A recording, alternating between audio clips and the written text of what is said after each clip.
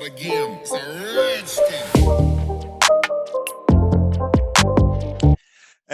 Coach Podcast, hoje com a referência ao futebol universitário, coach Fábio, o treinador Fábio, Fabão, ele foi meu treinador na época de Paineiras, depois quando tivemos outros projetos, Atlético Camaronense, jogamos Federação Paulista, e hoje eu posso dizer que eu sou treinador e estou no mundo aí, mas tentando aprender com um cara como eles. Acho que um dos treinadores, igual eu já falei ontem, fiz uma live com ele, um treinador que sabe ganhar jogo, sabe adaptar as condições, as peças que ele tem, e ele entende como ganhar jogo, e eu vou entrar mais tarde nessa questão com ele. Mas hoje, para mim vai ser uma honra, ele que tem o apelido de Fumaça, eu vou ver se eu consigo descobrir hoje por que era Fumaça quando ele jogava, mas hoje ele vai contar um pouco da história dele.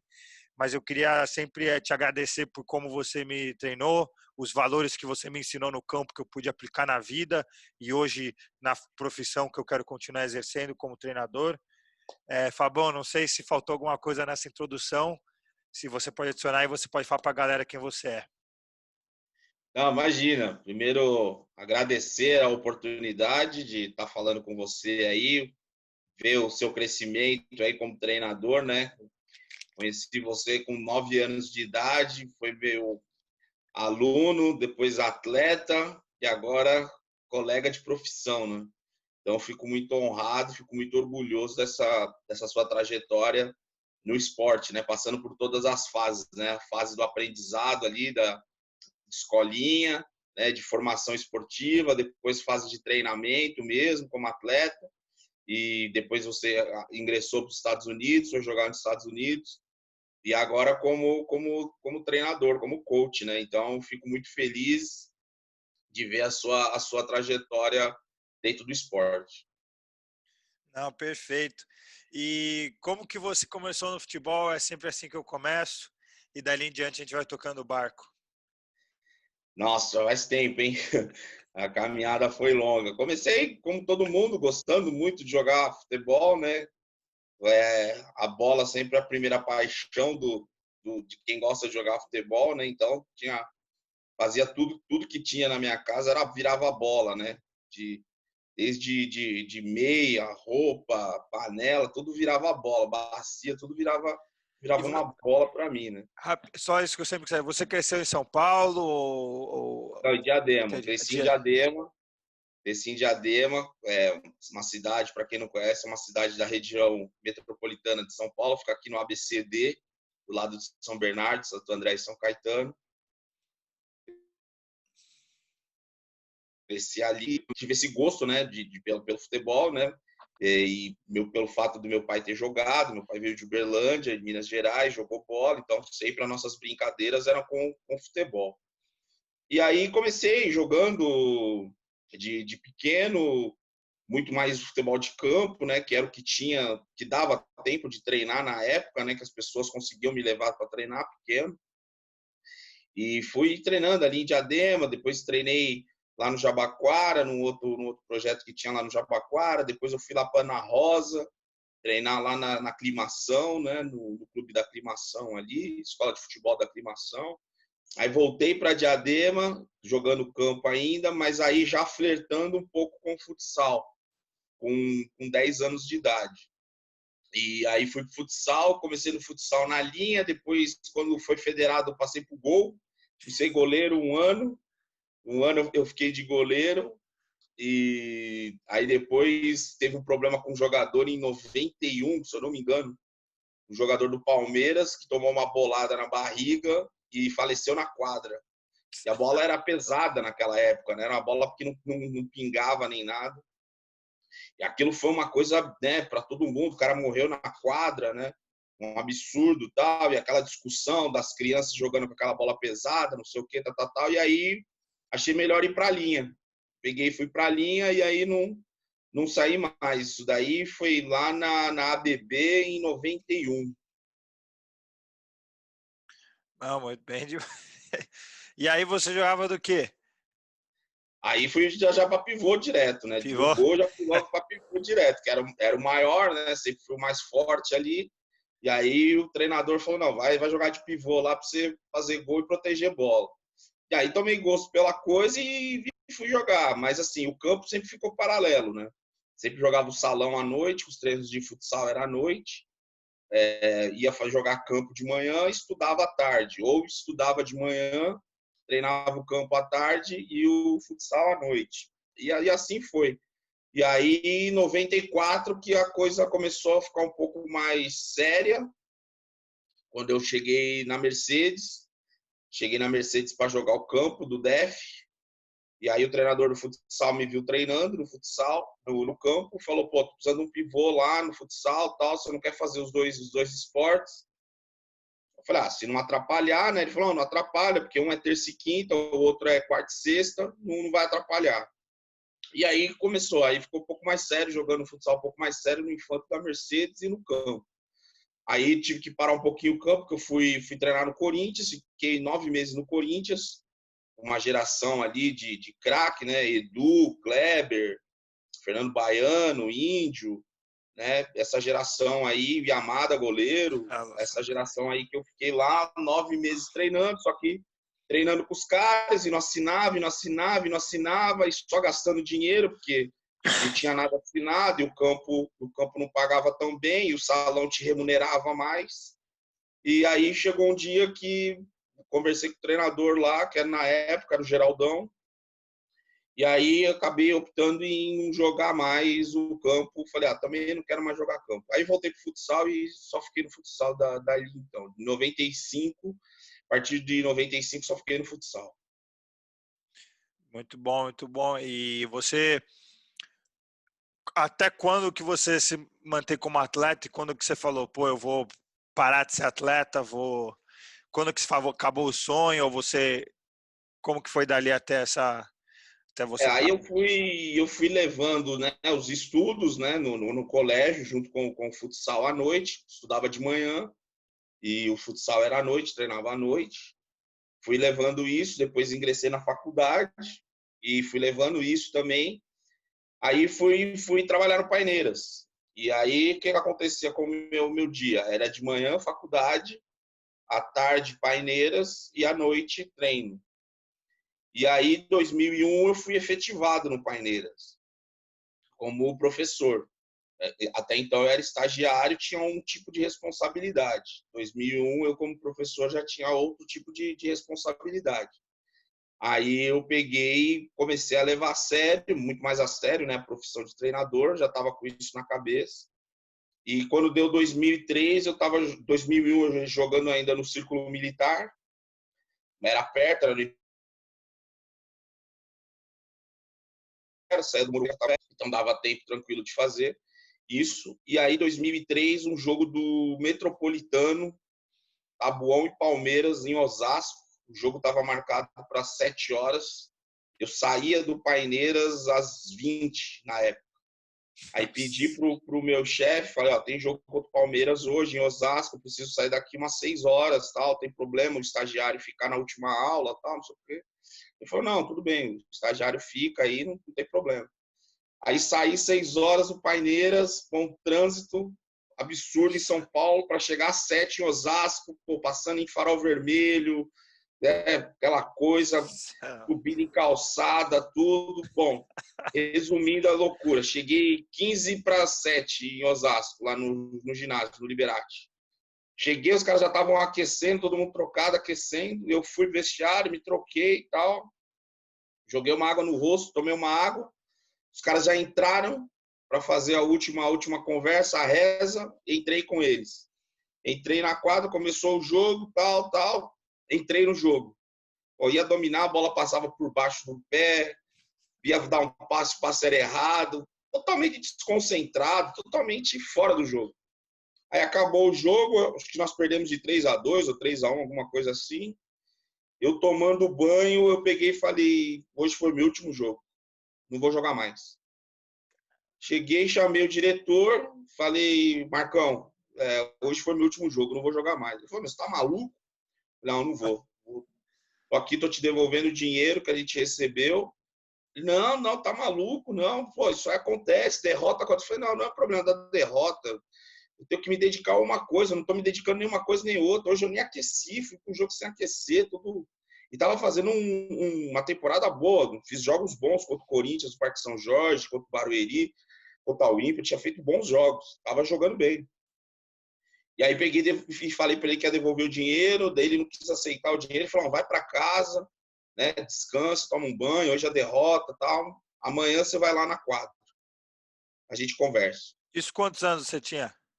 Eu tava com 23 anos, acho, 24 anos. Nossa, eu falo isso só fazendo um adendo, a importância psicologicamente pro jogador, né? Cara, nesse dia aí você tava... Eu não sei como que você tinha esse pique, cara. Sério. Era loucura, é gostar, né? É o gostar. E aí no outro dia eu fui lá no Tabuão, que tinha só um treino de academia, que todo mundo jogou e tal. Aí falei para ele, falei, Marcão, eu não quero mais, porque eu preciso me dedicar à minha profissão, tal, não sei o quê. Ele não entendeu, falou, não, tal. Eu falei, não quero mais. E aquele dia foi o meu último jogo para valer, assim, no profissional de futsal. Nossa, que doideira essa história, cara. Loucura. Então o dia que você pôde jogar foi o dia que você falou, agora é esse treinador para valer mesmo. Então, tipo assim, aí... não que não era antes, mas ele falou que você falou, vou focar toda essa energia ali.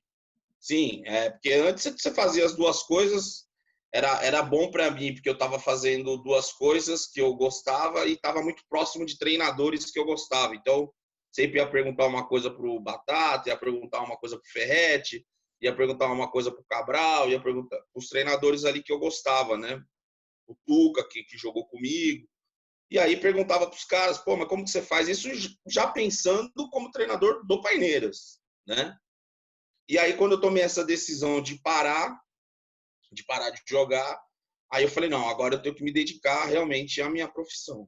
Aí, a partir dali, eu comecei realmente a me dedicar à minha profissão, a sentar, fazer as coisas com calma, e conversar com os caras, ficar uma semana assistindo o treino de um mês assistindo o treino do outro, ir lá, ligar, perguntar, fuçar, entrar na internet.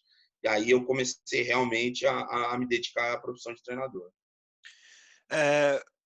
No Paineiras você começou em qual? Era society, salão, campo? Eu comecei em 2001, eu tinha as minhas turmas eram de futsal. O meu time era o time 86, 87, que jogou sim de clube. O time, acho que era infanto na época. Foi esse time aí que eu era o professor. Tem até uma história engraçada. O time não estava bem, estava mal, ali sexto, quinto, sétimo, quinto, estava ali naquela zona ali para classificar. E aí um jogo contra o Cooper Cotia, lá em Cotia.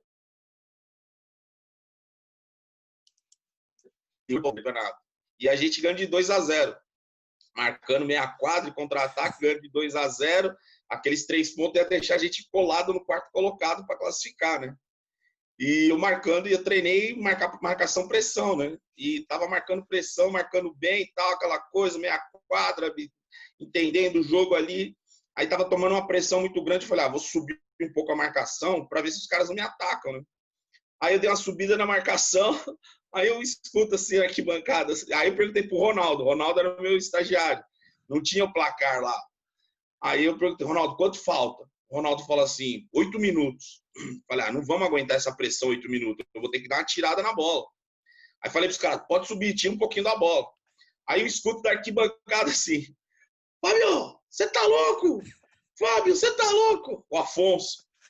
O que foi, Afonso? O Afonso era o treinador das menores, o Afonso da arquibancada com os moleques. Fábio, você tá louco, Fábio? Aí ele falou umas 3 vezes, aí eu virei, o que foi, Afonso? O bicho tá pegando aqui. Faltou 1 minuto e 10, você tá marcando pressão. Aí tu deu uma no meio do... Falei, Ronaldo, você tá fazendo aí no banco, velho? Você acha brincadeira? Falta 1 minuto, meu. Aí, vim pra trás da linha dos 10, viu? Ganhamos um jogo de 2-0. O Ronaldo falou, é que eu tava no relógio de ponteiro.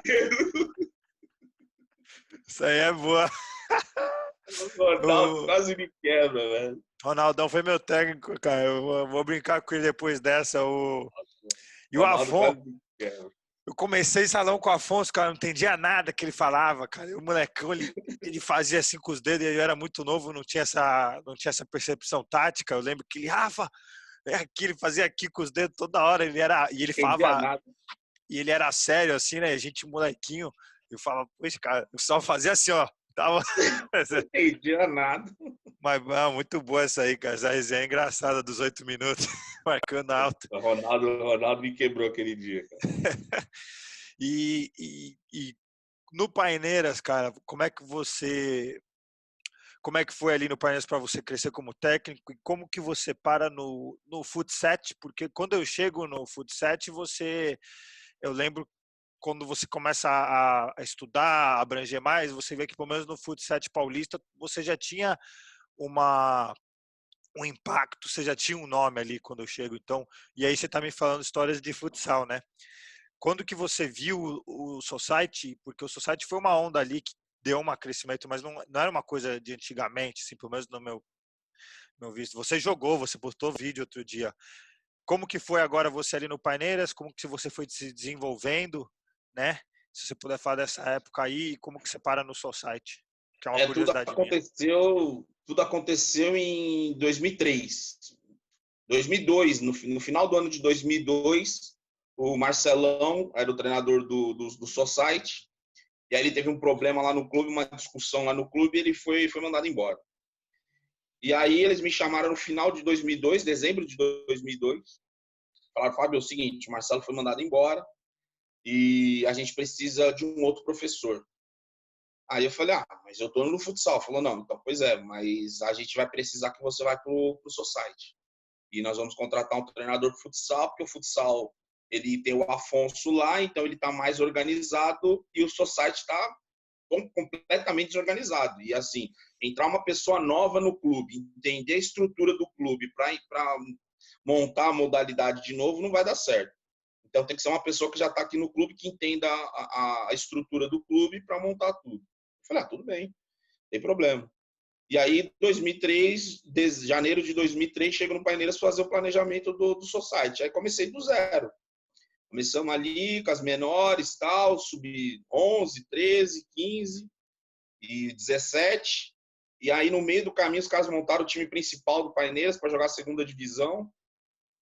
E aí começamos com todo o trabalho no Paineiras assim, ali. E eu sempre imaginando sempre o time adulto daqui 2 anos, daqui 3 anos. Assim, o time adulto agora ele vai entrar para jogar, para competir, mas eles não têm base nenhuma. Eu tenho que fazer um time sub-17 bom para virar um time adulto daqui 2, 3 anos. E sempre passando isso para o diretor, que era o Pagano na época, e o Marquinhos, coordenador do Paineiras. Gente, o principal vai ser assim, só que é um trabalho mais a longo prazo, tal. Não sei o quê. E ele falou, aqui a gente segura. E foi, e assim foi. A primeira categoria que eu fui campeão foi em 2003 mesmo, os meninos sub-17.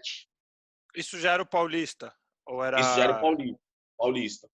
Ganhava a AMB, né? O moleque ganhava a AMB 13, 15 ali. Mas o Paulista, o primeiro time que ganhou o Paulista foi a categoria 87. 87, 88, que era o time do Tatá, Titi, Bruninho, Brian no gol. Esse time era muito bom. E aí eu falei assim, esse time aqui que vai ser o time principal do Paineiras.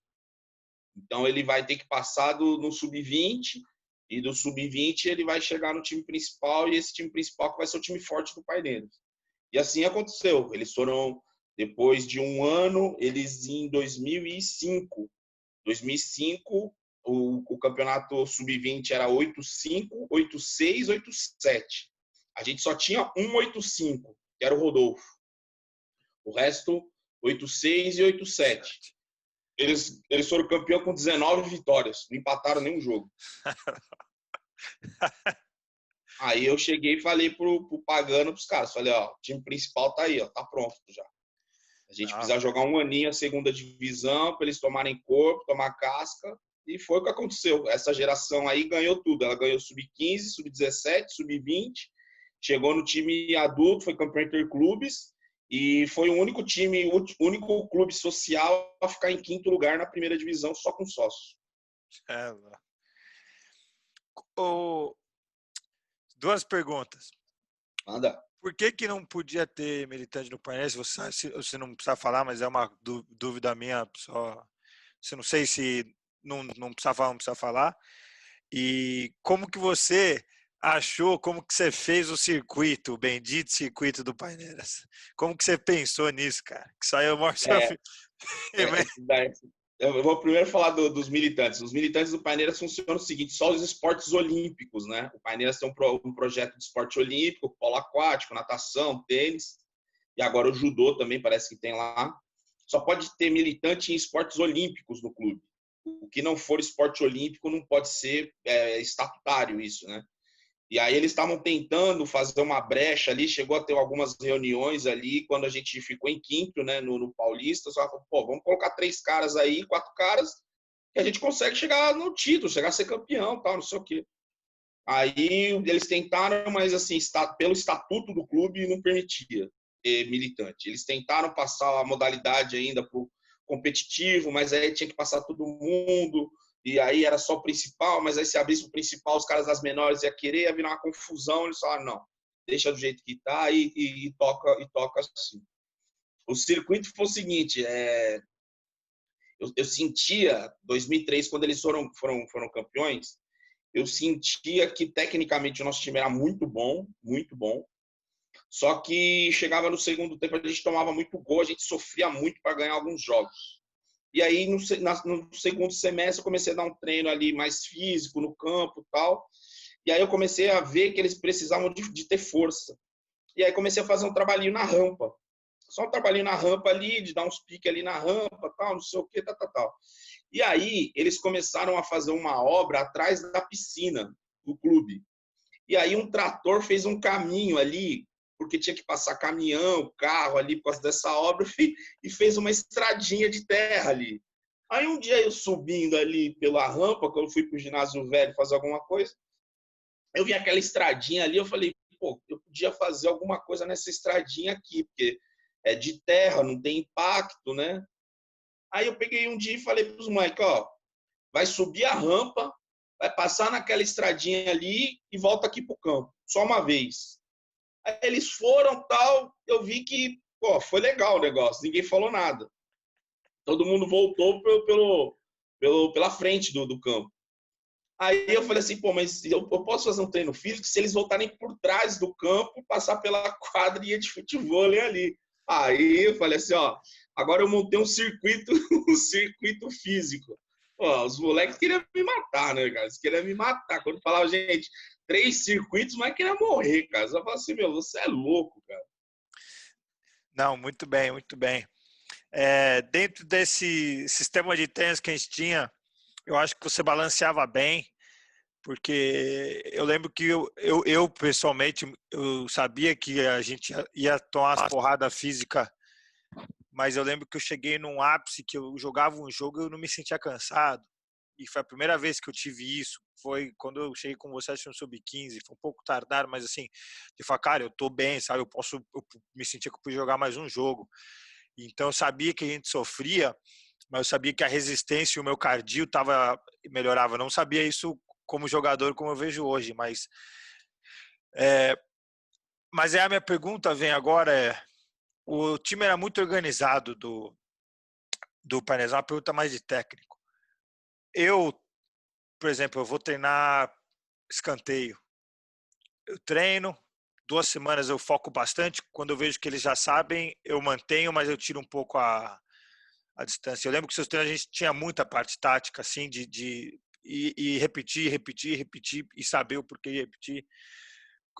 Como que você planeja? Faz por 2 semanas? Ou você acha...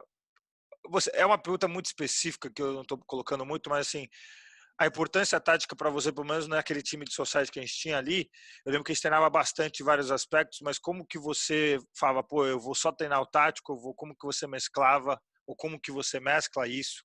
Porque eu sentia que a gente chegava bem fisicamente, chegava bem taticamente. É, Como que você achava esse o passo? planejamento ele se faz em janeiro, né? Primeiro você vê quais são as competições que a gente vai disputar.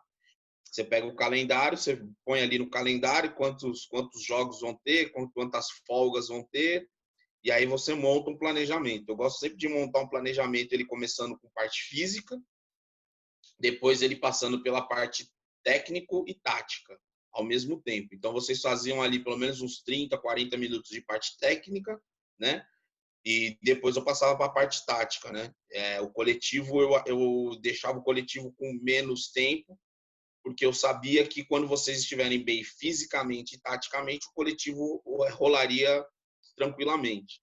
Então, eu sempre pego ali o semestre e monto esse planejamento em cima desse semestre. Então, assim, se você tem essas sessões de treino, como a gente tinha, eu sabia que vocês estavam jogando futsal, então vocês tinham parte técnica lá nos dias alternados. Então, eu diminuía um pouco a parte técnica, deixava uma parte física de força um pouco maior, e aí acelerava na parte tática para o semestre. E aí tinha as férias de julho, vocês tinham aquele descanso, dava uma zerada, voltava em agosto, fazia um planejamento para o Campeonato Paulista, que era um pouco mais pesado, um pouco mais forte.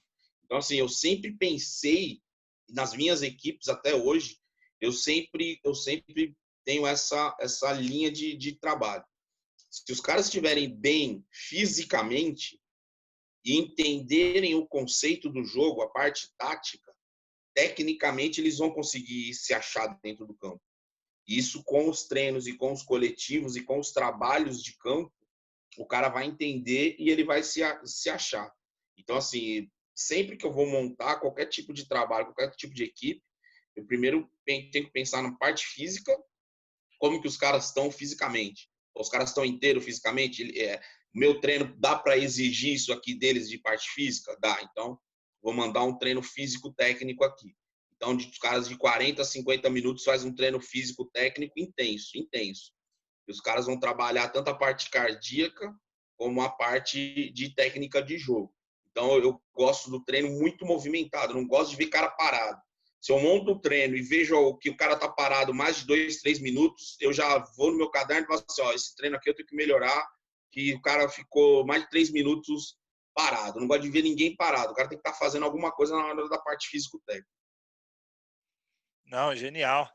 E eu lembro até, você tinha a gente fala high standards, né? Então uma expectativa alta, né? Eu lembro que tinha amigos nossos que quando vinha para o Society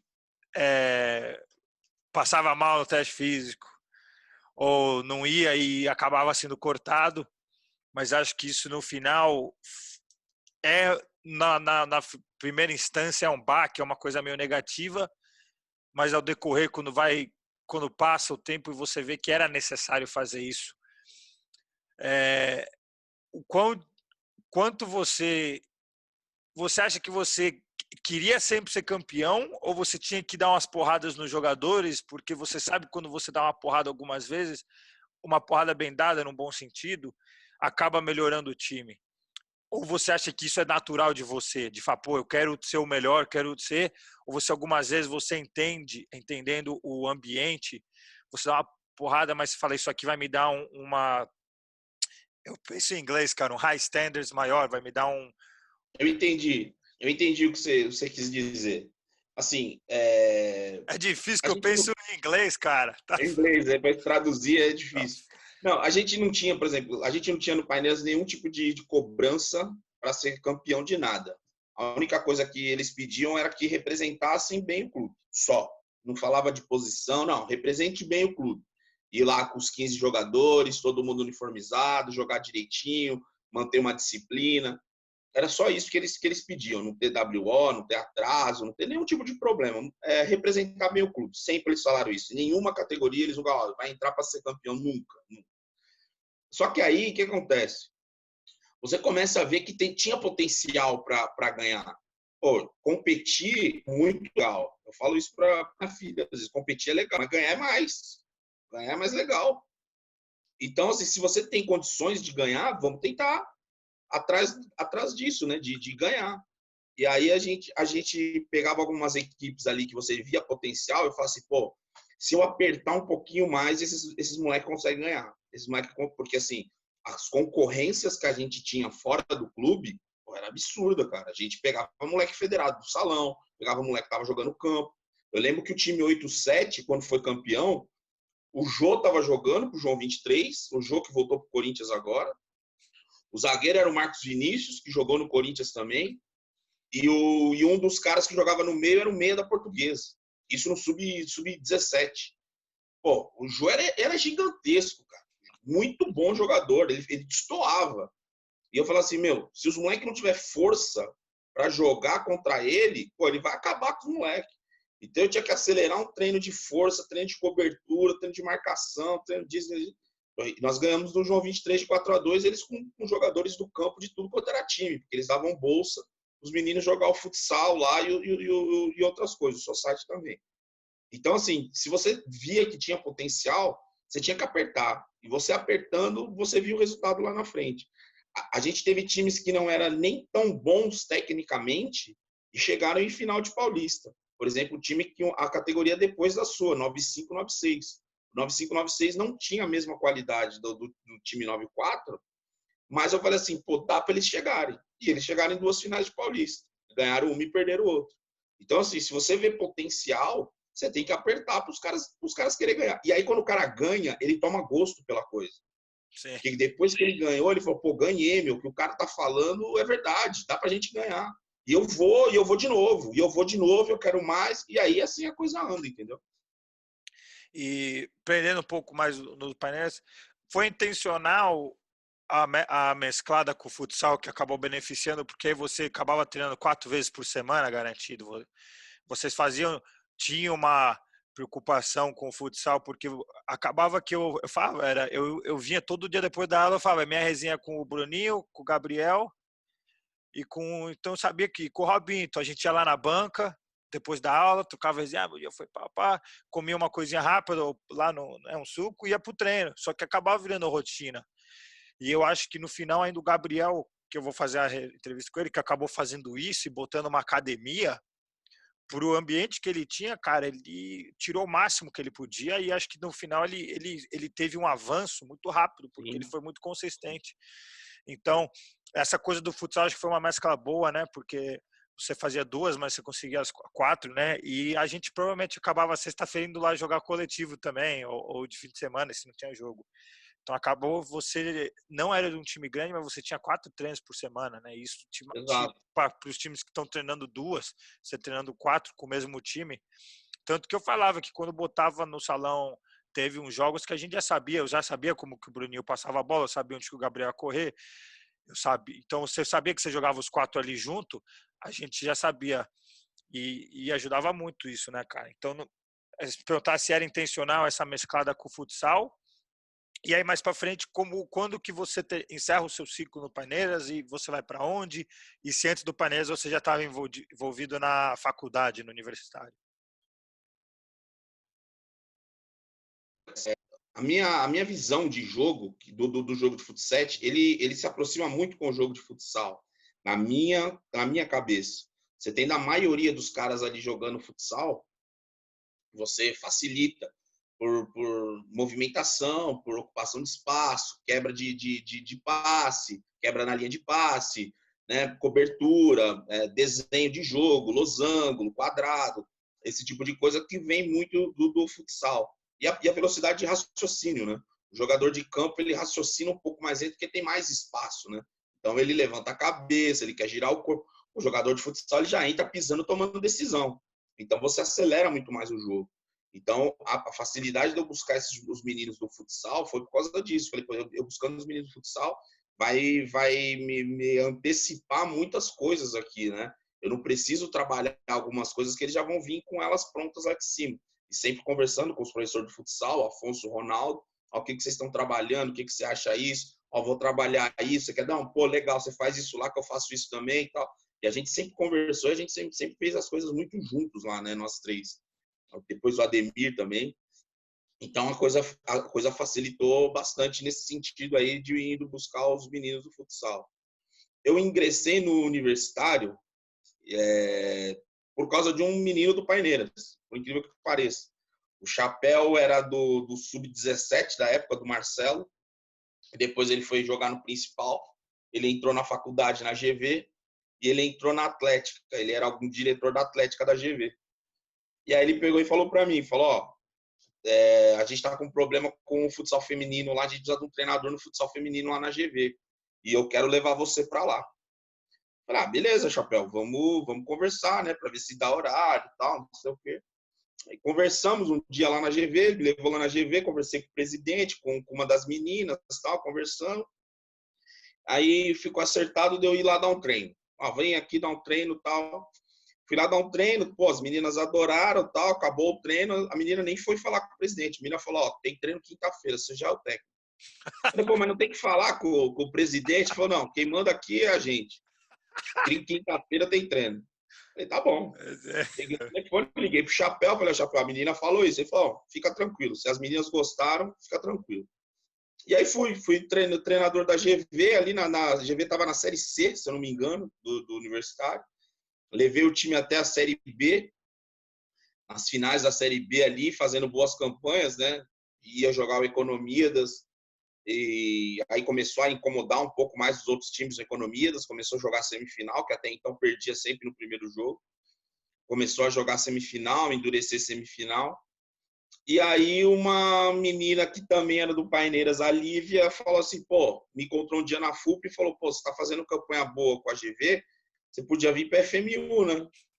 Falei, pô, Lívia, já tô no Paineiras, a GV e tal. Falou, não, a gente muda o treino da FMU pro treino da FMU ser na hora do almoço. A gente pega as meninas na hora do almoço, na saída da faculdade. Eu falei, eu não vou conseguir sozinho, vou ter que chamar alguém para me ajudar. Aí chamei um amigo para me ajudar, cheguei e já tinha visto o time delas jogar, um time muito bom, só que taticamente era horrível.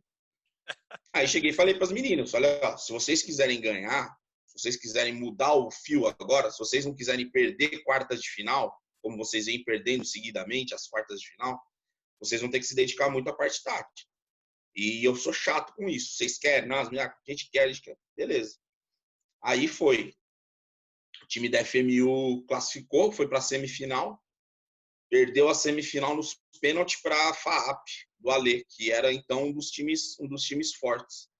E as meninas ficaram super contentes, tal, não sei o quê. Isso em 6 meses, né? GV, e aí continuei com a GV. Só que acaba esse jogo da FAAP, o Ale já tinha jogado comigo, que hoje é o comentarista, eu, Ale Oliveira, e já tinha jogado junto lá atrás, na 95.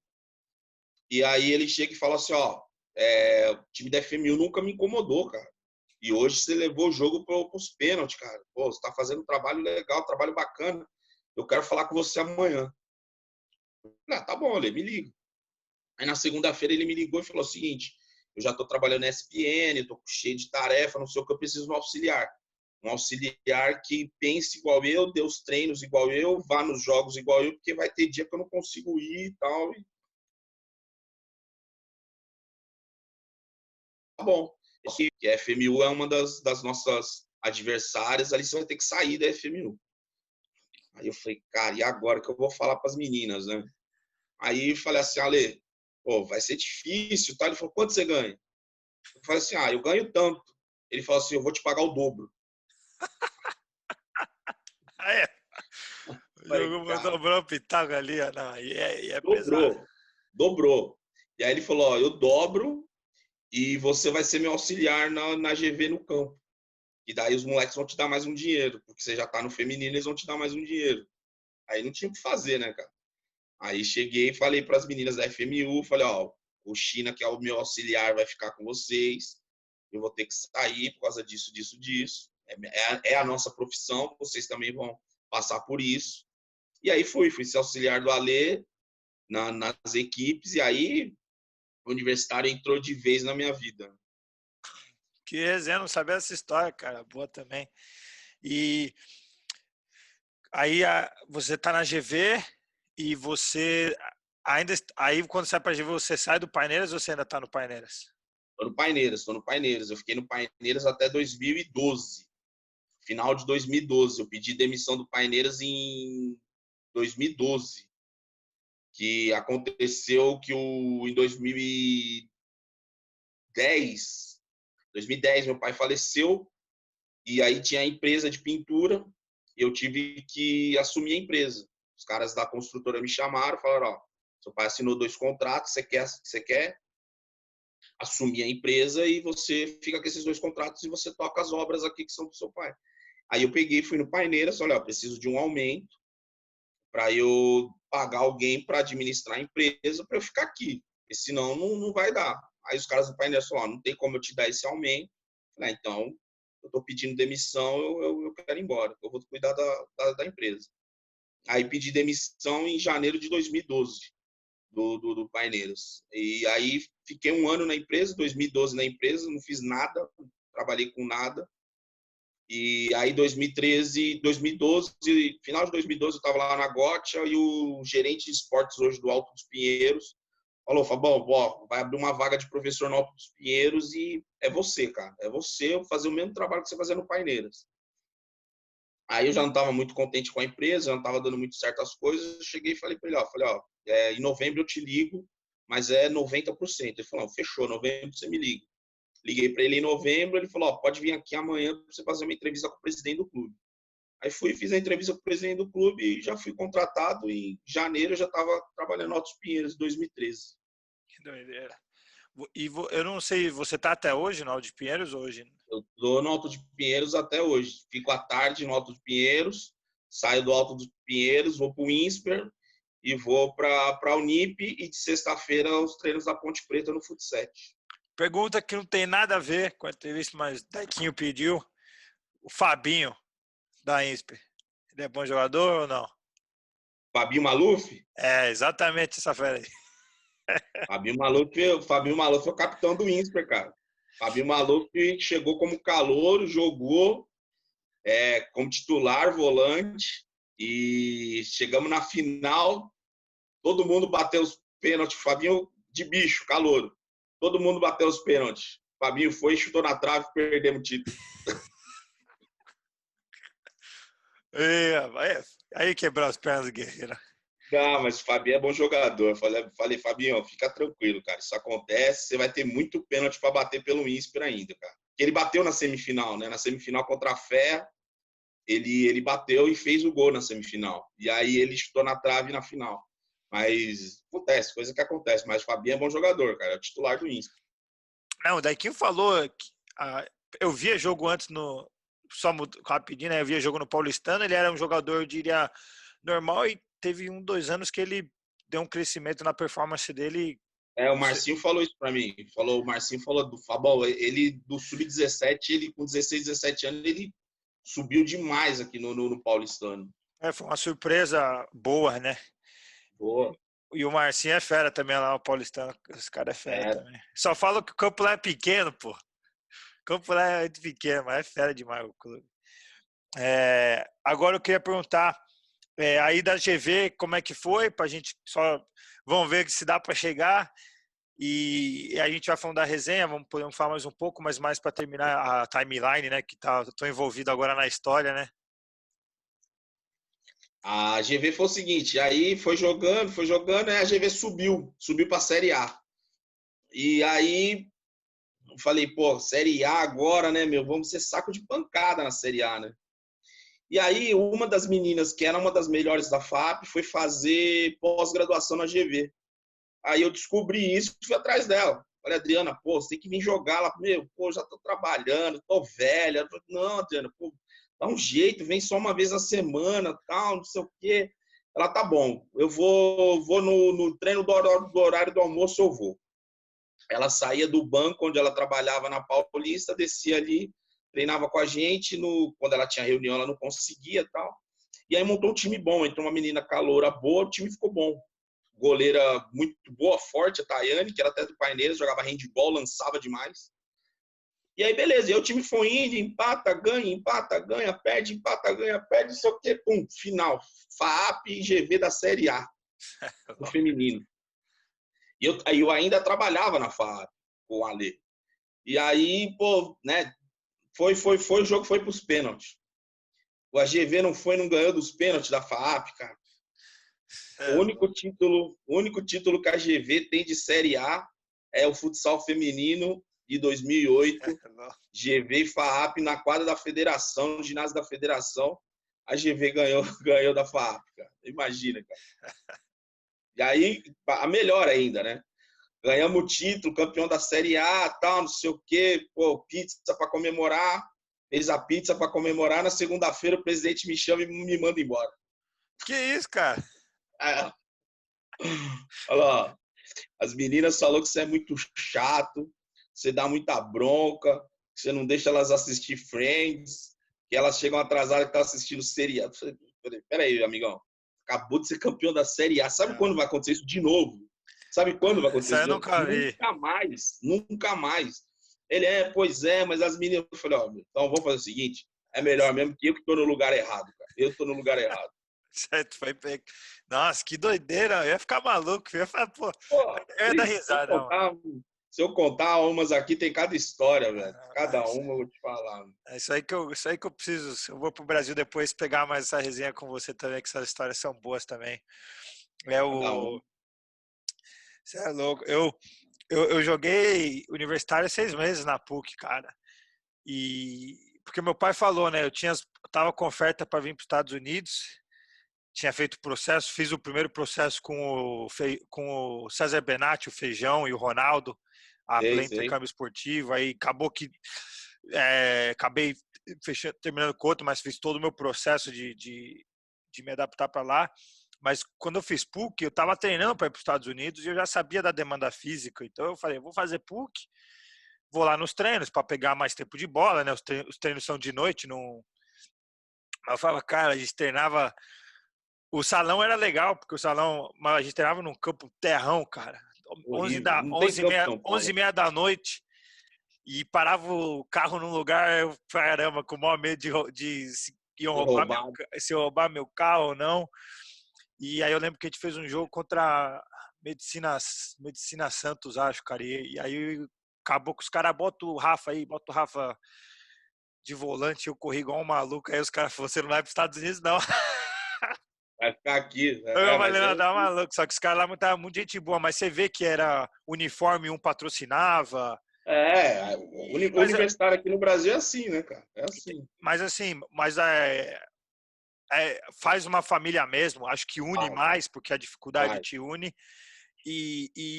Poxa, eu amava ir pro treino, pros caras, treinar junto com os caras. Você gosta dessa resenha, né, de estar nesse grupo. Mas, Eu falo pros caras do INSPER no vestiário que depois dos 4 anos de faculdade, ele não vai saber do nome de pessoas que estudaram os 4 anos com eles. Mas dos caras que frequentaram o vestiário, ele vai saber o nome de todo mundo. E isso é verdade. não, isso aí é doideira mesmo. Mas aí o que eu quero falar era, você sai da GV e sai para onde? Só para que eu fiquei curioso agora dessa história da GV. Aí o que acontece? Eu saio da GV em 2008, 2009 eu só fico trabalhando de auxiliar. E aí eu fui para o direito FAAP, que no direito FAAP a gente foi campeão dos jogos jurídicos do futsal masculino, eu e o Ale já. E aí, em 2010, eu tô no Paineiras dando treino pros Speranzini e o Fio falou, ó, vai abrir uma vaga de treinador no INSPER, na IBMEC na época, chamava IBMEC. Pô, você não quer ir? Pô, eu preciso te levar para lá, a gente precisa ganhar, a gente só vira um saco de pancada, não sei o que. Eu falei, vou, não tem problema nenhum. Ele falou, pô, mas você tá trabalhando lá na GV? Eu falei, não tô mais na GV, fica tranquilo. Fizeram uma reunião lá entre eles, tal, não, fala pro cara vir dar treino. Aí fui, dei o treino lá para eles uma terça-feira à noite. Os caras gostaram, tal. Aí, né, meu, imagina. Contrataram o técnico que era do arquirrival, né? A GV, a maior rivalidade do INSPER é com a GV. Aí já botaram lá na Atlética, né? Agora ele tá na faculdade boa, agora ele tá no céu, não sei o quê. E aí começou aquela rivalidade, né? Começou aquela coisa. E aí as coisas no INSPER começaram a andar devagar, porque o INSPER era muito pequeno, tinha poucas pessoas na faculdade. E aí foi indo, a faculdade aumentou o tamanho, começou a entrar mais gente, proporcionalmente mais caras, e aí você começa a ter uma amostragem de jogadores maior. E aí as coisas começaram a dar certo no INSPER, onde eu estou até hoje, né? 10 anos, temos 2 títulos de Economidas, 1 título de NDU, fizemos 3 finais de NDU Série A, 5 artilheiros seguidos da Série A, do INSPER. E aí eu trabalho no INSPER aí até hoje aí com a molecada. Ah, bem demais, bem demais.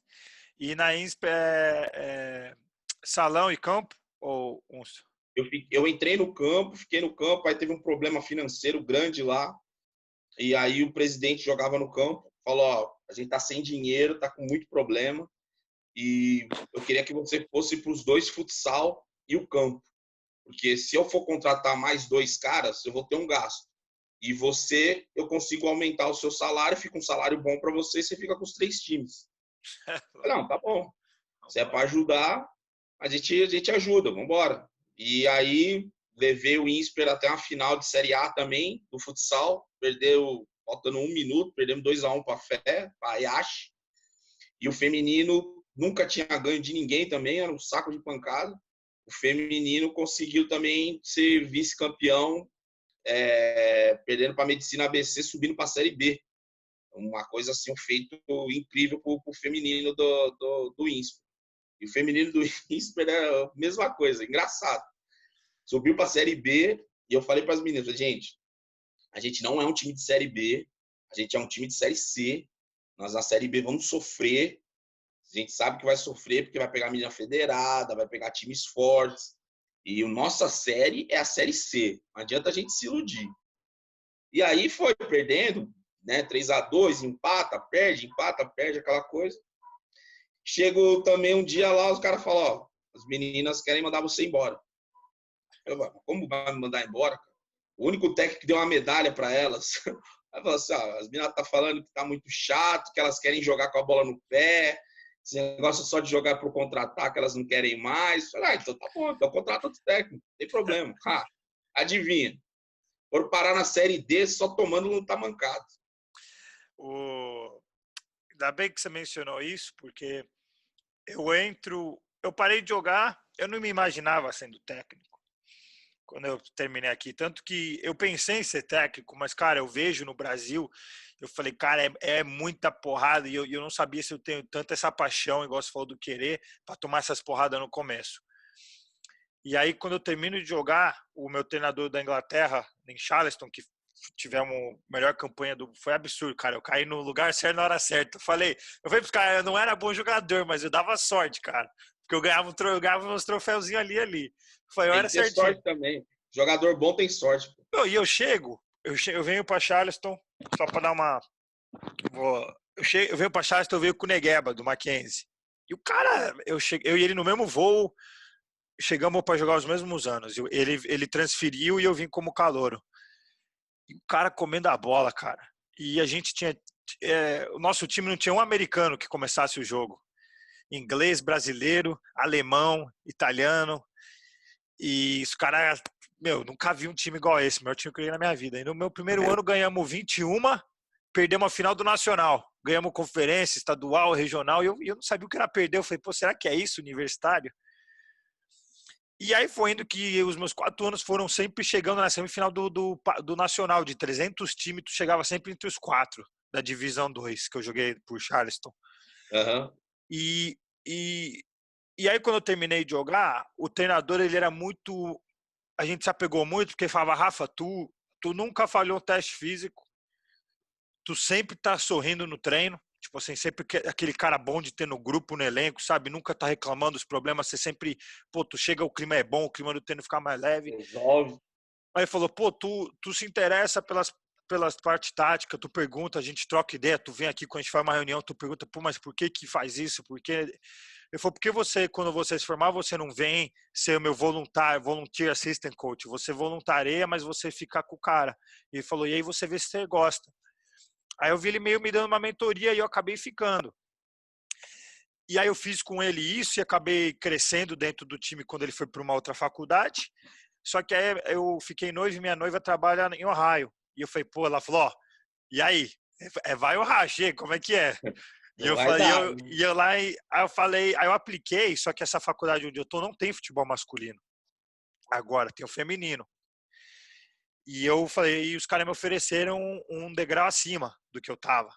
Pô, vão pagar um mestrado, vão pagar Então, dinheiro tudo. Eu falei, cara, vamos embora. Division 1, tá Division 1, tá isso. bom. Tô na Divisão 1, tô mantendo, né, Peguei e fui. Quando eu cheguei aqui, o treinador muito... Mais do que um treinador, ele falou, Rafa, o feminino é muito diferente. E ele falou, o jeito que você fala com o cara, os caras brigam no campo, eles são amigos. Mulher é diferente. Então, eu aprendi muito psicologicamente, as diferenças são muito... Tipo, não falando de melhor ou ruim, estou falando minha opinião aqui, não estou falando que um é melhor que o outro é ruim, mas eu senti uma diferença, porque para mim eu trabalhei sempre com masculino, a minha vida inteira, joguei masculino, quando eu fui Bem treinador de diferente. base masculino. E eu hoje, eu sou treinador de faculdade e eu dou treino para 2 times de base. E eu falo que eu prefiro, nas categorias de base até o sub-15, pegar as meninas. Porque as meninas, você fala, elas são mais seriedade, o treino flui Sim. mais. Só que quando chega no 17 e no 21, eu me assimilo muito com o jogo masculino. Agora eu queria a minha pergunta para você, por tudo isso aí que eu falei. Que você acha que as diferenças, ainda mais, eu acho que até no jeito de falar, e se existe essa diferença para você, do Muito, feminino para o masculino? muito, muito. O feminino você tem que ter um pouco mais de feeling e de tato para falar, para passar a ideia do jogo. Tem pessoas que não conseguem isso. Por exemplo, no pedido de tempo, que as coisas estão adversas, o masculino você pode dar uma chacoalhada, dar uma rasgada. O feminino não dá para você subir o tom de voz. Você tem que falar o que você precisa, dar a bronca sem subir o tom de voz. Se de repente tem um grupo ali que você subiu o tom de voz, vai cair tudo para água abaixo. Elas vão desconcentrar. Então, assim, você tem que conhecer bem ali o seu ambiente. Por exemplo, na FMU eu conseguia dar umas rasgadas, dar umas chacoalhadas nas meninas e a resposta vinha. Na GV, no INSPER, eu já não conseguia fazer isso. Se você desse um tonzinho a mais, você já perdia as meninas. As meninas ficavam chateadas, já ia embora sem te cumprimentar. Então, assim, você tem que ter muito feeling para trabalhar com o feminino. Porém, o feminino ele executa muito mais do que o masculino. O masculino você tem uma parte tática, e aí eles conseguem colocar o improviso muito mais. O feminino ele não improvisa tanto. O feminino ele vai fazer exatamente aquilo que você falou. Se você falou que o passe tem que ser em cima da linha, ela vai fazer o passe em cima da linha. O masculino vai querer dar um drible para depois fazer o passe. Mas o passe vai. Mas o feminino, não. Ela vai fazer exatamente aquilo que você falou. E ela vai tentar fazer aquilo perfeito. O masculino, não. Se a bola chegar lá, tá bom. O importante é a bola chegar lá. Do jeito que ela vai chegar, basicamente essa a diferença do feminino para o masculino. Não, falando disso, quando eu dava treino no masculino, o masculino que eu tinha, né, nas 2 faculdades, nos meus 2 cenários, eles queriam chegar e treinar, e o jeito mais rápido, mais básico que você passar a informação, e solta o jogo e deixa os caras jogar. Então você tem que ser simples, direto, falar a linguagem dos caras, e vamos embora. Agora, quando eu cheguei aqui, a capitã do time, que era um monstro, se tomara que ela vá para o profissional agora, ela fez uma reunião com a comissão, porque a gente faz uma reunião e ela falou, a gente quer mais informação, a gente quer mais ownership no programa, a gente quer ter porcentagem, e elas pediram, tem como, sempre que a gente for ter o treino, quando a gente chegar no vestiário antes do treino, vocês botar o que vai ser o treino? Aí eu falei, por quê? Ela falou, porque a gente vê e a gente já sabe o que vai fazer e a gente já vai estar mais preparada. O treinador falou, tá bom, se é o que vocês querem. Então, cara, elas querem quanto mais informação, mais coisa de time. Quando a gente vai fazer um trabalho no outro time, que eu faço scout, né, que eu vou lá ver o jogo dos outros times, elas querem o máximo de informação possível. O masculino, algumas vezes, você passar, os caras falam, pô, a gente tá falando mais dos outros caras ou da gente? Mas o feminino, cara, elas querem, pelo menos aqui, elas queriam muito poder, que eu gostava disso. E acho que isso ajudou muito os treinos, porque elas sabiam o trabalho que a gente ia fazer e se preparavam para isso, e a intensidade melhorou muito, e elas querem perguntar muito. E uma coisa que a gente botava muito aqui, a gente chama de positive reinforcement. O meu treinador, ele nunca vai dar isso é a metodologia dele, ele nunca vai dar uma dura. ele vai sempre falar de um jeito mais positivo, entendeu? Então, tipo, ele passa, falou, na próxima vez faz aquele passe lá que você sabe fazer, né? Vamos esquecer isso aí. Então, ele falava, tem jeitos de falar e jeitos de chegar. Aí falou, você pode chegar do A a B ou você pode fazer uma curvinha e chegar onde você quer chegar, mas você ainda falou que a mensagem, mas concordo com você, há diferenças. E uma coisa do jogo que eu queria perguntar, não sei se você sente, o feminino eu ainda sinto que as goleiras têm uma dificuldade quando se compara com as masculino de sair do gol, que até na Copa do Mundo isso aconteceu. E aqui no Universitário, sempre que tem uma bola parada, um escanteio, e eu sei que tem alguém no outro time que tem essa qualidade, e eu sei que se ela jogar ali na pequena área, e eles botam todo mundo ali, você não sabe o que vai acontecer. Então, no feminino tem essa coisa de eu trabalhar muito. Algumas vezes eu deixar em campo uma jogadora de bola parada, por causa dessa qualidade de explorar, né? E no masculino, acho que se eu tenho um cara que tem a qualidade da bola parada, mas ele não está rendendo tanto em campo, eu capaz não vou deixar ele tanto no campo quanto o feminino. Quais diferenças você vê do jogo em si e se existem para você essas diferenças? Não, para mim existe muito, e vou até te contar um fato que aconteceu lá na China. Eu acompanhava pouco o feminino de campo, né? Eu acompanhava pouco. E lá na China eu tive que me aprofundar muito mais. Inclusive, eu chegava no hotel e ia assistir jogo do profissional feminino para eu entender algumas coisas do feminino, que às vezes você pensa com a cabeça do masculino, né? Velocidade do jogo, algumas coisas. Então, eu comecei a assistir o jogo do feminino lá no quarto para eu entender como que funcionava. E aí me chamou a atenção o negócio das goleiras, né? Que elas não sabem sair do gol e as goleiras com uma estatura muito baixa. E aí o outro treinador que trabalha com a gente lá na Unip, o Maurício, ele é o treinador do Inter, do profissional do Inter de Porto Alegre. E aí eu falei, Maurício, mas por que, né? As goleiras são tão baixas, né? Ele falou, o futebol feminino ele deu um salto muito grande nos últimos 2, 3 anos aí.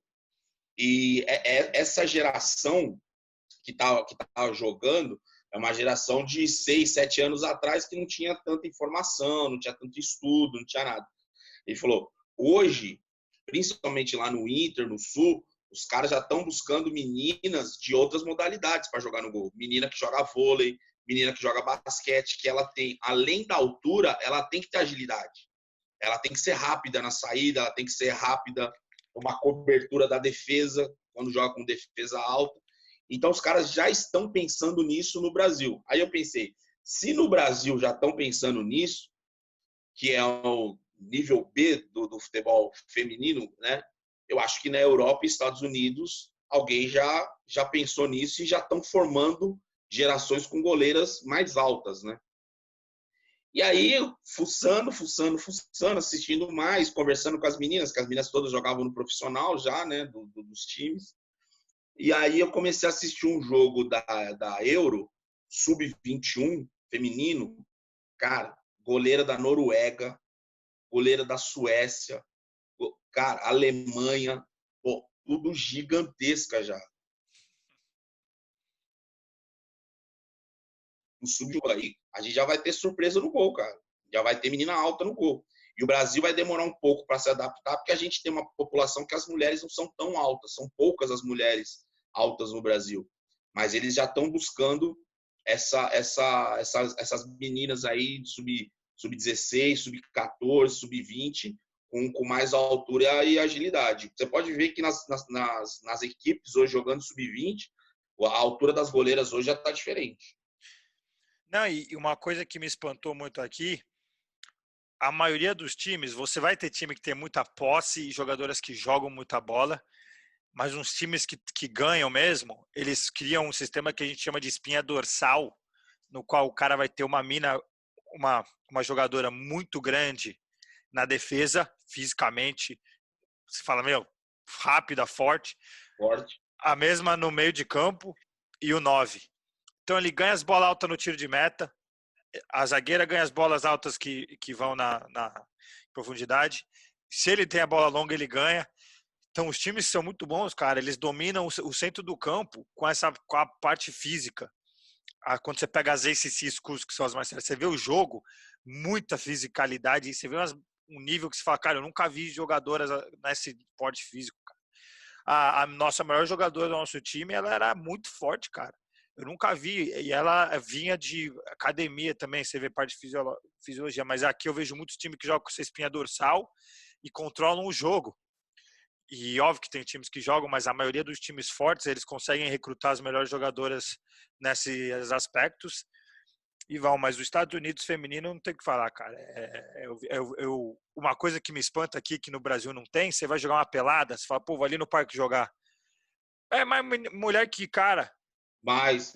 E joga várias vezes mesclado, e as minas jogam mais que os caras. E no Brasil Joga. você não vê uma pelada, pelo menos hoje, porque aqui o feminino é melhor no soccer aqui. E aqui você vê as meninas jogando com os caras e eu falo, como assim jogar com unha quando eu cheguei? Aí eu fui, hoje eu quero as meninas do meu time porque elas sabem jogar melhor, do que a maioria da população. Se você pegar em média o masculino com o feminino joga mais bola que os masculinos aqui. Eu senti isso daí, que lá na Gotia, quando a gente vai pra Gotia no meio do ano, eu peguei amizade com o treinador do Texas, né? Do feminino lá do Texas. E sempre, todo ano, a gente conversa, fica batendo papo à noite. E eu falei para ele, né? Eu falei assim, me chama muito a atenção dos times americanos o controle que as meninas têm da bola. As meninas não se livram da bola, elas conduzem muito bem a bola perto do pé, elas passam bem, elas sabem virar o corpo e tal. Aí eu falei, aí ele falou, ó, o futebol feminino nos Estados Unidos ele é tão grande que ele falou assim, eu me arrisco a dizer que o esporte feminino dos Estados Unidos é o soccer. Sim, concordo com ele. Ele falou em número de praticantes em parque, do jeito que você falou, em parque, escola, faculdade, não sei o que, ele falou em número de pessoas que participam, ele falou, eu acho que é o soccer, porque ele falou, no basquete joga 5 contra 5, as meninas gostam de basquete, gostam, o vôlei 6 contra 6, ele falou 11 contra 11, você vê em muitos lugares dos Estados Unidos e com todas as idades. E aí, cara, começa a chamar atenção o porquê das coisas, né? Não, e pra você ter uma ideia, é sem brincadeira nenhuma, eu recebo todo dia 10 e-mails. Oi, Coach Rafa, esse aqui é o meu vídeo, minhas notas, eu quero jogar na faculdade. É todo dia 10 vídeos. E feminino. Feminino. Todo dia 10 vídeos. Vai de maioria dos Estados Unidos, vira e mexe uma brasileira. Tava tentando levar brasileira aqui, mas a gente tem dificuldade com nota, com acadêmico, porque quando a gente quer, a gente fala, não, vamos dar a bolsa que isso aqui é boa. Aí não tem o inglês, não tem o acadêmico, então isso dificulta para D1, né? É por isso que quando você vai para D2, para D3 ou para você consegue entrar, mas assim, aqui eu preciso de notas de acadêmico, pelo menos para ser aceito na faculdade, né? Uhum. Mas estou tentando muito trazer uma jogadora brasileira. Conheço a Tatiele, né, que é a treinadora do Ferroviário, trabalhou comigo nos Estados Unidos. Estou tentando muito ver se ela consegue me indicar uma jogadora que a gente tenta pegar aquela jogadora que no Brasil quase chegou no profissional e por algum motivo não chegou.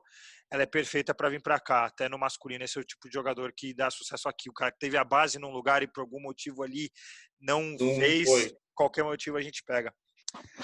Fabão, fala agora aqui, porque eu sei que o nosso tempo que a resenha vai indo embora, a gente está falando muito. Ontem a gente fez a live, mas eu queria falar que, pô, o que você falou ontem da Unip me abriu os olhos, me fez agora ter uma referência para falar de futebol universitário, pelo menos para mim. Você falar o olhar que eles estão dando para o esporte e jogar o Mundial e dar todo esse suporte que você falou e ter essas parcerias. Eu acho que o esporte tem que estar vinculado com a educação. E quero muito que mais para frente, Ohio, onde eu tiver, a gente consiga fazer um amistoso, ou eu ir para aí a gente jogar, ou vocês virem para cá, a gente fazer uma coisa boa, mas acho bem demais, e ainda mais o Unip, teu treinador igual você, vitorioso, experiente. Achei isso fera demais. Não sei se você quer fazer mais alguma pergunta sobre esse contexto aí. Não, a Unip, o trabalho da Unip já vem de anos, né? A reitoria da Unip, ela pensa muito nisso que você falou, aliar o esporte com a educação. A Unip tem, pelo menos aí que eu sei, pelo menos uns 20 anos trabalhando nesse sentido, né? De dar a bolsa, de dar todo o apoio, de fazer a parceria. Se o atleta quer estudar, a Unip dá a condição do atleta estudar. Algo bem parecido que tem nos Estados Unidos, manter o nível de notas, né? Ter a frequência, tudo. e representar a faculdade. A gente queria que fosse algo que todas as faculdades tivessem o mesmo pensamento da Unip, né? Infelizmente, não tem. A Unip não se resume único e exclusivamente em uma modalidade só, futebol ou futsal. Não, a Unip ela tem todas as modalidades. Ela contempla alunos. Se eu não me engano, acho que uma vez eu conversando com o Pedro, que é o coordenador, eu acho que são 300 bolsas que a Unip tem, né, em diversas modalidades, né? Então, assim, é um trabalho fantástico que a Unip faz. O aluno não tem que se preocupar com nada, a Unip não deixa o aluno se preocupar com nada.